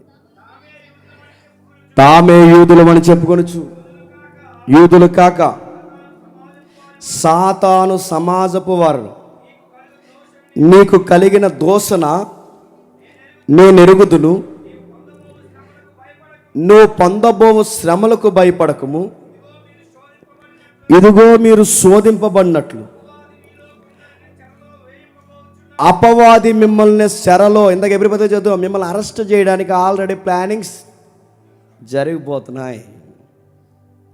నిన్నటి వరకు మిమ్మల్ని వ్యాపారాల మీద కొట్టేవారు, నిన్నటి వరకు మీ వస్తువుల మీద కొట్టారు. ఇప్పుడు నెక్స్ట్ ప్లాన్ ఏం చేస్తుందంటే గవర్నమెంట్ మిమ్మల్ని అరెస్ట్ చేయడానికి ప్లాన్ చేస్తుంది. సంగమా జాగ్రత్తగా ఉండు. ఈ బాధలు ఎన్ని రోజులు ఉంటాయంటే జస్ట్ 10 days అన్నాడు. 10 రోజులు మాత్రమే ఉంటాయి. 10 రోజులు అంటే నిజంగా 10 రోజులు అని కాదు, దానికి అర్థం ఉంది. గట్టిగుండు. నీ వ్యాపారం కొట్టినా గట్టిగుండు, నీకు ఇబ్బంది కలిగినా నువ్వు గట్టిగా నిలబడు, నీకేం జరిగినా గట్టిగా నిలబడు. కొద్ది రోజుల శ్రమ ఉంటుంది, స్ట్రాంగ్గా నిలబడు. ఆర్థికంగా తొలగొట్టారు, ఇప్పుడు మానసికంగా కొంగదీస్తున్నారు, శారీరకంగా కష్టపెట్టడానికి, ఏమి తప్పుడు కేసులు పెట్టడానికి రెడీ అయిపోయారు. జాగ్రత్త. మన దేవుడితో ఎలా ఉంటుంది చెప్పిన, ఒక బాధ అయిపోతే మరో బాధ రెడీగా పెడతాడు. అప్పుడే బాగుంటాం మనం. దావీదుకి సౌలు పోయాడట, సౌలు పోయాక కుంపట ఇంట్లోనే స్టార్ట్ అయ్యిందంట.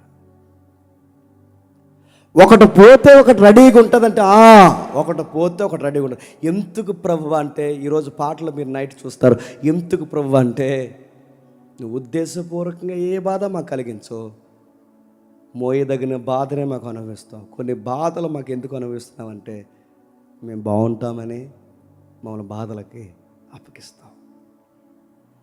ఇప్పుడు నేను పాత లెసన్లో చెప్పి నేను ముగిస్తున్నాను. కొన్నిసార్లు పిల్లలు మాట వినరు. అయ్యో కందిరేగలయ్యి కుదురనరా అంటే ఈ శ్రీకాంత్ కొడుకు ఒకడు ఉంటాడండి, అక్కడ వచ్చాడు లేదు. మళ్ళీ సేమ్ లక్షణాలు మా చిన్నపిల్లకి వచ్చాయండి. ఇలా కుదురుంటారు, అందులో వేలు ఎడతారు, ఇందులో ఎడతారు, పెగ్గలో వేలు ఎడతారు, అందులో ఎడతారు, క్యాండిడేట్లు ఎడతాడు వేలు. అన్నీ కుదిరలేని తొండ్ర పనులన్నీ అలా వీళ్ళు ఎడతారు, ఇలా వీళ్ళు ఎడతారు. ఆ టైంలో అమ్మ చెబుతుంది, కాలుతుంది, మేడ చివరికి వెళ్ళకు పడతావు, జాగ్రత్త అని చెప్తే ఎన్ని చెప్పినా చేస్తాడు. ఆ దొడ్డన కూతురు ఒకరు అస్సలు ఎంత యాక్టివ్, మన ఇక్కడ తగిలేసిన పీటీ ఉత్సాహం తగిలినాడు దెబ్బ, మళ్ళీ పరిగెడతా ఆగదు ఆ పిల్ల అస్సలు. జస్ట్ మొగుడుగా పుట్టబోయి ఆడపిల్లకి పుట్టేసిందండి ఆ పిల్ల. ఎంత యాక్టివ్గా ఉంటుందో, వాళ్ళ నాన్నని కంగారు పెట్టేస్తుంది. ఆ పిల్ల అస్సలు కుదరను. కొన్నిసార్లు కుదరలేనప్పుడు గట్టి కొడతారు, తిడతారు. ఆ గట్టి కొట్టడం మీరు చూడండి, మూలకు పోయి ఏడుస్తారు. ఆ లవ్లీ మమ్మీలు ఉంటారు, సందరు మమ్మీలు, మళ్ళీ ఆ పిల్లల్ని ఎట్టుకుని ఏడుస్తారు. మరి ఇంకెప్పుడు ఇంకా ఆలోచన అని. అప్పుడేమో అమ్మా నా పిల్ల అట్టుకుని ఏడుస్తుంది, పోన్లే అమ్మా అని వీళ్ళ అమ్మ ఏడుస్తుంది, వీళ్ళిద్దరు ఏడుస్తారు. మన ప్రశ్న ఏంటంటే, నేను నైట్ చెప్తాను మిగిలిన విషయాలు. ఎందుకు కొట్టావు? కొట్టి మళ్ళీ ఆ పిల్లని పట్టుకుని ఎందుకు ఏడుస్తున్నావు? కొట్టడం దేనికి, ఏడడం దేనికంటే నా పాటలు అదే చివరిలైన. కొట్టడం దేనికి, శ్రమను అనుమతించడం దేనికి, ఏడవడం దేనికి, దేనికి? ఎందుకు కొట్టాడంటే ఆడు అలాంటి కుదిరలేని పనులు చేసుకుంటూ వెళ్తే, ఆడెక్కడ పడితే అక్కడ ఏలు పెడితే, ఆడి కాలితే ఆడి ప్రాణానికి ఆడి అవయవానికి ప్రమాదం కనుక కొట్టాను. మరి ఎందుకు ఏడుస్తున్నామంటే చెప్పండి, ఆడు ఏడుస్తున్నాడు కాబట్టి ఏడుస్తున్నాడు. That is mother love. దేవుడిది కూడా అంతే. మాకెందుకు శ్రమలు అనిపిస్తున్నావంటే మీరు ఇలా సుఖం మరిగితే పాడైపోతారు. మరి ఎందుకు నువ్వు మేము బాధపడితే బాధపడుతున్నావంటే మేము బాధపడుతున్నాం కాబట్టి నువ్వు బాధపడతావు. ఇలా వాక్యాలు అది ఉంటుంది. నువ్వు ఉద్దేశపూర్వకంగా ఏది చేయవు. మేము నవ్వుతే నువ్వు నవ్వుతావు, మేము ఏడిస్తే నువ్వు ఏడుస్తావు. స్ఫురణ, నీకు బాధలు కలుగుతున్నప్పుడు నేను సింహాసనం మీద కూర్చుని నేనేం ఆనందంగా లేను. నా కోసం నువ్వు నలిగిపోతున్నప్పుడల్లా నేను కూడా ఎక్కడ చెప్పండి నలిగిపోతున్నాను. సౌలా సౌలా నువ్వు నన్ను హింసిస్తున్నావు. వ్యాఖ్యానం రాసుకుంటే అక్కడ ఏమంటే చెప్తున్నా, మేమెప్పుడు నిన్ను హింసించామంటే సంఘాన్ని హింసిస్తున్నాం కనుక చెప్పండి నన్ను హింసిస్తున్నావు. మీకు అర్థమైతే గుర్తుపెట్టుకోండి, మనం నవ్వుతే నవ్వే దేవుడు, మనం ఏడిస్తే ఏడ్చే దేవుడు. ఎందుకు బాధలు పెడతాడంటే కొన్ని లగ్జరీ మన లైఫ్ని పాడు చేయకూడదు. ఆ సిటీ పాడైపోవడానికి కారణం ఏంటి చెప్పిన? వాళ్ళ వ్యాపారాలు. ఆ సిటీ పాడైపోవడానికి వాళ్ళ మతాలు. ఆ సిటీ పాడైపోవడానికి కారణం వాళ్ళకి ఆర్థిక లాభాలు. అదే ఏరియాలో సంఘం ఉంది. ఆ లగ్జరీ సంఘానికి అలవాటు అయితే ఏమొద్దు చెప్పండి, సంఘం పాడవుద్ది. అందుకే సంఘానికి దేవుడిచ్చిన అనుమతి ఏంటి చెప్పిన? నువ్వు గట్టిగా నా మీద నిలబడినప్పుడు నీకు ఇబ్బందులు కలుగుతాయి. ఆ టైంలో నిజానికి నీ విరోధులు నేను చంపేయచ్చు అని నేను చంపుకుని ఎందుకు వదిలేస్తున్నానంటే, ఆ టైంలో నువ్వు నిలబడే విధానం ఉంది చూసావా, నాకు నచ్చుతుంది. అది నీకు ఎంతైనా మంచిది. అందుకే వాళ్ళు నిలబెట్టాడు, తులుమాడుతున్నాడు. ఇదిగో కిందకి రాస్తున్నాడు చూడండి, ఇదిగో యూదులు కాని కొంతమంది యూదులు అని. వీళ్ళెవరు? ఇప్పటికీ యూదులు కాకుండా యూదులు అని చెప్పుకుని ఉన్నారు లేదా తెలుగు రాష్ట్రాలు చెప్పండి. ఇప్పుడే ఉన్నారు, అప్పుడు ఉండరా? అప్పుడప్పుడు వచ్చి ఇలా మాట్లాడతారు. ఏమని చెప్పిన? అబ్రహాం గారు మాకేమవుతారు తెలుసా? ఏమవుతారు? తాతయ్య గారు అవుతారు. ఇదే నువ్వు గుంటూరులో పుట్టి అబ్రహాం గారు మీ తాతయ్య గారు అలాగా అవుతారు అన్నారు. మేము ఏ గోత్రికులో తెలుసా? మొన్న కొనుక్కున్నారంట గోత్రాన్ని. మేము ఏ గోత్రం తెలుసా? పలానా గోత్రం. మేము నిన్న మొన్న ఎవరో వీడియో పెట్టారు, ఇదిగో జేమ్స్ బ్రో క్రిస్టియానిటీని హైలైట్ చేస్తూ జుడాయిజం తక్కువ చేస్తున్నాడు. ఇతను గురించి మనం కొన్ని మాటలు నిర్ణయాలు తీసుకోవాలంట. జుడాయిజం అంటే మన ఏరియాలో కూడా ఉందంటే ఉంది. మీరు నమ్ముతారు లేదో, రాజమండ్రి పోయినప్పుడు బొమ్మూరు జంక్షన్లో అలా లెఫ్ట్ సైడ్ క్యాస్ఫారం ఏరియాకి తగిలితే ఆ రైట్ సైడ్ మీరు నమ్ముతారు లేదో సమాజం అందరూ రన్నింగ్లో ఉంది. అక్కడ మీరు కావాలంటే చూడండి, అక్కడ ఉంటుంది. యూదులు కాకియే తమ యూదులు మనం చెప్పుకునే వాళ్ళు ఉన్నారంటే ఉన్నారు. ఈ ఉన్నవారు ఏం చేస్తారంటే వీళ్ళ మతాన్ని వీళ్ళ పాటించుకుంటే చాలు, కానీ వీళ్ళ పాటించరు. ఏమంటారంటే ఇదిగో ఏమంటారు, మీరు యేసు అనకూడదు, ఏసా అనాలంటారు. వీళ్ళు ఏమంటారు, మీరు యేసు అనకూడదు, మీరు ఏసా అనాలి. వీళ్ళు పేర్లు పెట్టుకుంటారు. ఏమంటారు చెప్పిన? ఇదిగో యెహోవాని పిలవకూడదు, మరి యెహోవా అనాలంటారు. ఎంత బాధపెట్టేస్తుంటారు. ఇదిగో మీరు తప్పుడు ఆరాధన చేస్తున్నారు. పౌలు పత్రికలు ఎవడు నమ్మన్నాడు మిమ్మల్ని? పౌలు పత్రికలు నమ్మొద్దు, పత్రికలు నమ్మొద్దు, క్రొత్త నిబంధన నమ్మొద్దు, సువార్త నమ్మొద్దు. యేసుని మీరు ఎలా నమ్ముతున్నారు? ఈ సాక్ష్యాలు నమ్మొద్దు, అపోస్తుల సాక్ష్యాలు నమ్మొద్దు. మనం అందరం ఎవరో తెలుసా? యూదులతో అంటకట్టబడిన వారు. మీరు ఇంకా క్రిస్టియానిటీ అని చెప్పి మీరు క్రిస్టియానిటీ అని ఒక మతాన్ని ఎందుకు తయారు చేస్తున్నారు? మీరు యూదులై సున్నతి చేయించుకుని ఇశ్రాయేలు దినాలు పాటిస్తే కానీ మీరు దేవుని పిల్లలకు కాదని బాధలకు గురి చేస్తున్నారంటే ఎక్కడా? స్మరణలో. ఇదే గొడవ అపోస్తుల కార్యంలో జరుగుద్ది. మీరు 15 ఇంటికి వెళ్ళినారు చదవండి. క్రైస్తవుల దగ్గర కొంతమంది యూదులు కానీ యూదులు మతంలో చేరిన వారు కొంతమంది వచ్చి కొంతమంది సున్నతి చేసుకుంటే కానీ మన సంఘంలో ఉండడానికి వీల్లేదని క్రైస్తవులను బాధ పెట్టిన గొడవ అపోస్తులు పౌలు బర్నబా. ఆ గొడవ అపోస్తులు 12 మంది దగ్గరికి వెళ్ళిందా లేదా? సున్నతి కోసం గొడవలు, విశ్రాంతి దినం కోసం గొడవలు, ఆచారాల కోసం గొడవలు, పస్కా కోసం గొడవ, రకరకాల గొడవలు. ఆ రోజుల్లో గొడవలు పెడుతున్నారట. యూదులు కాని యూదులు వీళ్ళ ధీమా ఏంటంటే మేము దేవుని బిడ్డలు, మేము తప్ప ఇంకెవడో కాదని వీళ్ళ ధీమా. నేను ముగిస్తున్నా. మేము తప్ప ఇంకెవరో కాదు. అందుకే చూడండి, వాళ్ళు మాట్లాడితే యోహాను సువార్త గారు మనం చదువుతున్నప్పుడు మేమెవరో అబ్రహాం పిల్లలు, మేమెవరో దావీదు గారి తాలూకు, మేమెవరో యూదులు అని చెప్పుకునేవారు. నేను ఇక్కడ దేవుడు చెప్తున్న మాట అని చెప్పిన, నిజానికి ఇప్పుడు వీళ్ళ కాదు దేవుని బిడ్డలు ఎవరు చెప్పండి? స్మరణలో యేసుప్రభు నామాన్ని గట్టిగా పట్టుకుని ఎవరైతే దేవుడి కొరకు శ్రమ అనుభవిస్తున్నారో ఇప్పుడు యూదులు కాదు దేవుని బిడ్డలు ఎవరు చెప్పండి? ఇప్పుడు అబ్రహాము సంతానం, దావీదు సంతానం ఎవరంటే యేసుప్రభుని బలంగా నమ్మైన పక్షాన్ని ఎవరైతే శ్రమ పడుతున్నారో వారే నిజమైన యూదుడు, నిజమైన దేవుని కుమారుడు. నువ్వు భయపడకు, వాళ్ళు ఏదో పిచ్చి మాటలు మాట్లాడతారు, నువ్వేమి కంగారు పడకు. నీకు చెప్పండి నేనున్నాను. కింద చదువుదాం, ముగిద్దాం త్వరగా.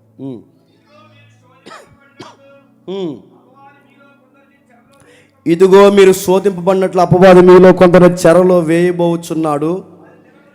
10 దినాలు మీకు శ్రమ కలుగును. 10 దినాలు శ్రమ కలంటే ఎగ్జాక్ట్ 10 days అని కాదు, గుర్తుపెట్టుకోండి, కొద్ది కాలము. 10 దినాలు మీకు శ్రమ కలుగును. లిటరల్గా మాట్లాడుకుంటే ఆ 10 దినాలు ఏంటంటే ఆ తర్వాత మీరు ఇంటికి వెళ్ళి చూడండి, రోమా రాజులు 10 మంది వస్తారు. 10 దినాలంటే దినానికి ఒక రాజు, అంటే 10 రోజులకు 10 మంది రాజులు అని కాదు, 10 మంది రాజులు వస్తారు. అందుకే ఆ వచ్చిన ప్రతి రాజు మిమ్మల్ని ఇబ్బంది పెడతారు. ఇది ఒక వ్యాఖ్యానం ఉంది. 10 దినాలు మీకు శ్రమ కలిగిందంటే 10 దినాలు ఏంటి? 10 మంది ప్రభుత్వాలు వస్తాయి. ఆ ప్రభుత్వం వచ్చిన ప్రతి ఒక్కరు మిమ్మల్ని బాధ పెడతారు. అసలు మీ వ్యాపారాలు నష్టపోవడానికి కారణం ఏంటి? మీరు చక్రవర్తి పూజ చేయనందుకు, రామ ప్రభుత్వ రాజుకి మీరు జై కొట్టినందుకు. ఇప్పుడు ఈడిపోయాడు, రేపు ఇంకొకడు వస్తాడు, వాడలాగే చేస్తాడు, ఇంకొకడు వస్తాడు, వాడలా చేస్తాడు, మరొకడు వస్తాడు, వాడలాగే చేస్తాడు. 10 మంది వస్తారు, 10 మంది అలాగే చేస్తారు. ఈ 10 దినాల తర్వాత నీకు కిరీటం నేను రెడీ చేస్తున్నాను, అప్పటి వరకు చెప్పండి నమ్మకంగా ఉండు. 10 దినాలంటే అది అక్కడ 10 దినాలంటే కొద్ది కాలాన్ని సూచిస్తుంది. 10 దినాలంటే 10 మంది రాజును సూచిస్తుంది. అంటే నీ శ్రమకి టైంకి ఒక ఎండ్ ఉంది, గుర్తుపెట్టుకో. నీ శ్రమ దినానికి ఒక ఎండ్ టైం ఉంది. ఆ టైం వరకు నమ్మకం ఉండు. అది 10 days ఉంటుంది. 10 అంటే 10 కాదు, 7 అంటే 7 కాదు. మనం చూసాంగా, 7 అంటే 7 కాదు, 10 అంటే 10 కాదు, 1000 అంటే 1000 కాదు. ప్రకటన గ్రంథంలో విషయాన్ని వ్యక్తీకరించడానికి వాడిన సంఖ్యలు ఇవి. 7 అంటే సంపూర్ణమని ఎలాగ అర్థమవుతుందో, 10 అంటే 10 కాదు, 10 అంటే కొద్ది దినాలు. ఆ 10 రోజులు నువ్వు నమ్మకంగా ఉండు. ఇదిగో నువ్వు శోధింపబడుటకు అపవాది మీలో కొందరు చెరసాల్లో వేయబోతున్నాడు. 10 దినాలు శ్రమ కలుగును, 10 దినాలు శ్రమ కలుగును, మరణము వరకు. చెప్పండి, 10 దినాలు శ్రమ కలుగును, మరణము వరకు. ఇప్పుడు చెప్పండి, 10 దినాలు శ్రమ కలిగిన వెంటనే మరణం 10 రోజుల తర్వాత వచ్చేస్తుందా? మీకు అర్థమవుతుందో లేదో? అక్కడ నమ్మకంగా మరణం వరకు నమ్మకంగా ఉండంటే దాని అర్థం ఏంటి? 10 దినాల శ్రమ కలిగిన 10 దినాల తర్వాత మరణం వస్తుందా?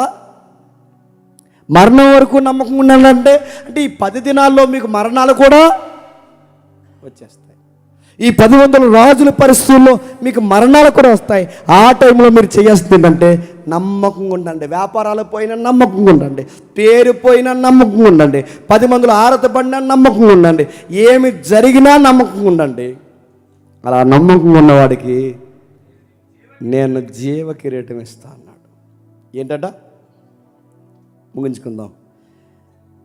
జీవ కిరీటం ఇస్తా అంటే బాగుంది కదండి. కిరీటం పేరు ఏంటంట? నడుద్దాను. జీవ కిరీటం అంటే కొంతమంది తెలియకపోతే ఏమంటారంటే తెలియదని ఒప్పుకోరు. జీవ కిరీటం అంటే జీవ కిరీటం అని అంటారు. అదో స్టైలు, అంటే సాగదీస్తే అది నిజమన్నట్టు. జీవ కిరీటం అంటే గుర్తుపెట్టుకోండి. కిరీటం అనే సౌండ్ ఎందుకు వాడారంటే 1st centuryలో గ్లాడియేటర్స్ తెలుసా? ఈ గ్లాడియేటర్స్ ఎవరైతే ఉన్నారో అంటే ఖైదీల్ని అరెస్ట్ చేస్తుంది రోమ ప్రభుత్వం. ఆయా దేశాల్లో దొరికిన సైనికులు కానీ పౌరులు కానీ దొరికితే ప్రభుత్వం అరెస్ట్ చేసి వాళ్ళు తీసుకెళ్ళి గొర్రెల్ని, మేకల్ని, జంతువుల్ని, ఎద్దుల్ని ఎలాగైతే లోపల పడేసి మేపి తర్వాత టయానికి వదిలించేస్తారో అలాగే మనుషులు కూడా లోపల తీసుకెళ్ళి పెంచుతారు. బాగా జిమ్ములు చేపిస్తారు, బాగా ఎక్సర్సైజ్ చేయించి వాళ్ళకి వాళ్ళతో గేమ్స్ ఆడిస్తారు. గేమ్స్ ఏంటంటే వాడికి వీడికి ఫైట్ ఆడతారు. మన కోడి పందాలు ఫైట్ ఈ సంక్రాంతిలో ఎలా పెడతారు మన వాళ్ళు, వాళ్ళకు కూడా మనుషులకి ఫైట్ ఆడితే స్టేడియంలో 50,000 60,000 మంది కూర్చుని వాళ్ళిద్దరూ కొట్టుకుని నరుక్కుని చేస్తుంటే చూస్తారు. ఆ ఫైట్ చేసి గెలిచిన ఏమంటారంటే గ్లాడియేటర్ అంట. ఈ గ్లాడియేటర్ గెలిస్తే అంటే ఒకడి మీద ఒకటి గెలిస్తే అడిగి లాస్ట్కి ఒక అవకాశం ఇస్తారు. నీకేం కావాలి, అందరి మీద గెలుస్తావు, బాగా ఫైట్ చేస్తావు, ఏం కావాలి నీకు అని అడిగితే ఒకటి స్వేచ్ఛ కావాలంటాడు, లేదా నా తోటి ఖైదీని విడుదల చేయండి అంటాడు. ఆ కోరుకున్న కోరికని సన్మానించేటప్పుడు ఏం చేస్తారంటే వాడికి ఒక కిరీటం పెడతారు. ఆ కిరీటాన్ని దేంతో తయారు చేస్తారంటే అది వాళ్ళే, అదే ఫైట్. ఆ కిరీటాన్ని దేంతో తయారు చేస్తారంటే ఆలివ్ ఆకులతో తయారు చేస్తారు. దేంతో? ఆకులు. ఏ ఆకులు? ఆలివ్ ఆకులు. అందుకే చూడండి, మీరు గ్రీకు రాజులు కానీ రోమన్స్ కానీ వీళ్ళ రాజుల కిరీటాలు మీరు ఎప్పుడైనా చూసారు? ఆకులు ఉంటాయి. ఎప్పుడైనా చూసారు ఇలా ఆకులు? ఏమైనా ఇమేజ్ అవుద్దా తమ్ముడు? ఆకులు ఇమేజ్ అవుద్దా? ఆలివ్ ఆకులు పెడతారు. ఇలా ఆలివ్ ఆకులు పెట్టి ఇలా పెడతారు. ఆకుల కిరీటం ఎన్ని రోజులు ఉంటుందండి? ఉదయం పెడితే చెప్పండి, సాయంత్రానికి దానిలో జీవం పోతుంది. నిన్న మొన్న మీరు చూసారు లేదా, ఒలింపిక్ గేమ్స్కి వెళ్ళి మన వాళ్ళు స్వర్ణాలు ఒలింపిక్ సిల్వర్ తెస్తే వాళ్ళు ఇండియాకి వచ్చిన తర్వాత కంప్లైంట్ లేదు తెలుసా? ఆయా రాష్ట్రాల్లో ఆయా దేశాల్లో ఉన్న ఈ క్రీడాకారులు ఇచ్చిన కంప్లైంట్ ఏంటంటే ఒలింపిక్ గేమ్స్లో వచ్చిన ఆ పథకాలకు రంగుపోతుందంట. ఇటు వాటికే గోల్డ్ కలర్ పోతుందంట, సిల్వర్ కలర్ పోతుందంట. ఇది గోల్డా కాదని డౌట్ చేస్తూ కావాలంటే మీరు యూట్యూబ్లో కూడా చూడండి, వాళ్ళ స్టేట్మెంట్లు ఉన్నాయి. అక్కడ ఇచ్చిన పథకాల కలర్ పోతుందంట. ఈరోజు చూస్తున్న పథకాల కలరే పోతుంటే, ఆ రోజుల్లో కిరీటాలు ఏం పెట్టేవారు? ఆలివ్ కిరీటం పెట్టేవారట. ఆ ఆలివ్ కిరీటం పెడితే సాయంత్రానికి ఎంత పెద్ద కిరీటమైనా. కానీ దేవుడు ఏమన్నాడంటే, జయించేవానికి గ్లాడియేటర్గా సమాజంలో నిలబడి, నా పక్షాన్ని నిలబడి, పోరాట యోధులుగా నిలబడితే వాడబారని కిరీటం. అందుకే పదం వాడాడు పేతురులో. కానీ వాడబారని అంటే ఏంటి? ఇది ఆకులతో పెట్టే కిరీటం కాదు, ఇది జీవం లేని కిరీటం కాదు, ఇది జీవమున్న కిరీటం. నేను పెట్టు కిరీటం ఎప్పటికీ ఆరిపోదు, వాడబారదు, జీవం కోల్పోదు. అందుకే నేను ఆకుల కిరీటం ఏమన్నా చెప్పండి, జీవ కిరీటం ఇస్తాను. ఎవరికి ఇస్తా ప్రభు అంటే, నీ వ్యాపారాలు పోయినా నమ్మకం కొంటున్నా అంటాను అన్నవాడికి ఇస్తాను. ఎవరికి ఇస్తాను? నా పేరు పోయినా నేను నమ్ముకున్న తర్వాత, నా ఉద్యోగం కంటిపడుతున్నా నేను నమ్మకం ఉంటానని ఎవడైతే అంటాడో, ఇక్కడ పరువు పోగొట్టుకొని ఎవడైతే నిలబడతాడో వాడికి చెప్పండి జీవ కిరీటం పెడతాడు. ఈ ఒలింపిక్స్ పథకాల కన్నా గొప్పది. ఎప్పటికీ వాడబారిని కిరీటం పెడతాను సంఘములతో. చెప్పండి, ఆత్మ చెబుతున్న మాట్లాడు. నా సంఘానికి చెప్తున్నాడు, మన సంఘానికి చెప్తున్నాడు, ఆ రోజున మిగిలిన 6 సంఘాలకి చెప్తున్నాడు, సార్వత్రిక సంఘానికి చెప్తున్నాడు. సంఘములతో ఏ సంగతులు? స్మరణకు చెప్పిన సంగతులు నీకు, నాకు, మనందరికి కూడా చెప్పండి చెబుతున్నాడు. నమ్మకంగా ఉండు, నమ్మకంగా ఉండు అంటున్నాడు. కిందకి మాట్లాడుకుందాం. జయించువాడు రెండవ మరణం వలన ఏ హానియు చెందడు. ఏమంటాడు చూడండి, జయించువాడు రెండో మరణం వల్ల ఏ హాని చెందడు. మన తర్వాత మాట్లాడుకుందాం. రెండో మరణం అంటే పాతాళం. ఈ మరణానికి భయపడకుండా నువ్వు నిలబడితే నీ మీదకి ఆ మరణాన్ని రాకుండా ఆపుతాను. నువ్వు ఈ కిరీటాల వైపు చూడకుండా ఉంటే నేను నీతి కిరీటం, జీవ కిరీటం నీకు ఇస్తాను.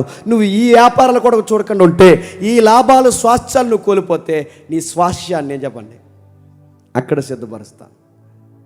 నీలో తప్పులు పడ్డానికి నా దగ్గర చెప్పండి ఏ ప్రశ్నలు లేవని పొగడబడిన సంఘం ఏంటి చెప్పనా? స్మరణ సంఘం.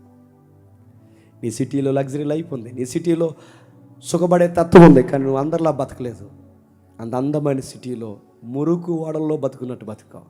అంత అందమైన సిటీలో అందరిలాగా నువ్వు కట్టుకోవాలనుకోలేదు, అందరిలాగా ఆభరణాలు పెట్టుకోవాలనుకోలేదు, అందరిలాగా నువ్వు మంచి మంచి భోజనాలు తినాలనుకోలేదు. అంత లగ్జరీ సిటీలో నా కోసం నువ్వు బాధను అనుభవించు. సమాజానికి ఈ పట్టణం అందం, కానీ నా దృష్టికి నువ్వే అందం. ఎందుకంటే నీ పేదరికం నాకు తెలుసు.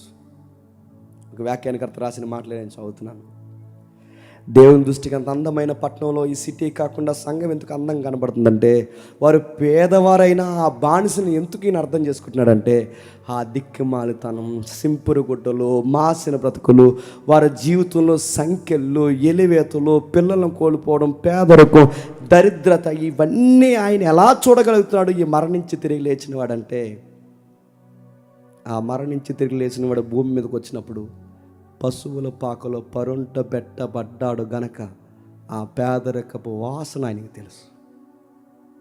ఇంకా రాస్తున్నాడు వ్యాఖ్యానకర్త, ఆయన తలవార్చుటకు చోటు లేని స్థలం ఆయనకు దొరకలేదు గనక ఆ స్థితిగతులు ఎలా ఉంటాయో మన అనుభవాల గుండా పోయిన మన ప్రధాన యాజకుడికి సమస్తము తెలుసు. ఇంకా రాస్తున్నాడు, ఊరు నుండి బయటకు వచ్చి, బయట నుంచి ఊర్లోకి వెళ్ళి, ఊరు నుంచి బయటికి గెంటివేయబడి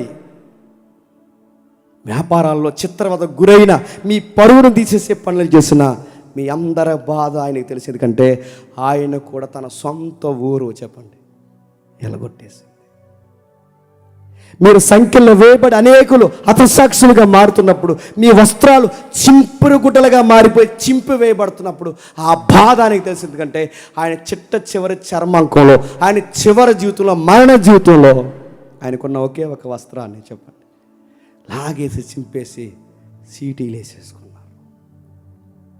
10 మందిలో అల్లర చేయబడుతుంది, 10 మందిలో ఆరట పడుతున్నారని మీ గురించి రాయబడిందే. అటు ఆడవాళ్ళు చూస్తున్నారు, ఇటు మగవాళ్ళు చూస్తున్నారు, దారిలో పోయిన అనేక మంది చూస్తుండగా ఆకాశానికి భూమికి మధ్యలో అర్ధనగ్నంగా ఆయన్ని చెప్పండి ఏలాడదీశారు. అవమానం ఆయన ఎరుగని వాడు కాడు. స్మరణ, నీ అనుభవాలన్నీ నాకున్నాయి. నువ్వు లోకం దృష్టికి పేదదానివి, కానీ నా దృష్టికి గొప్పదానివి.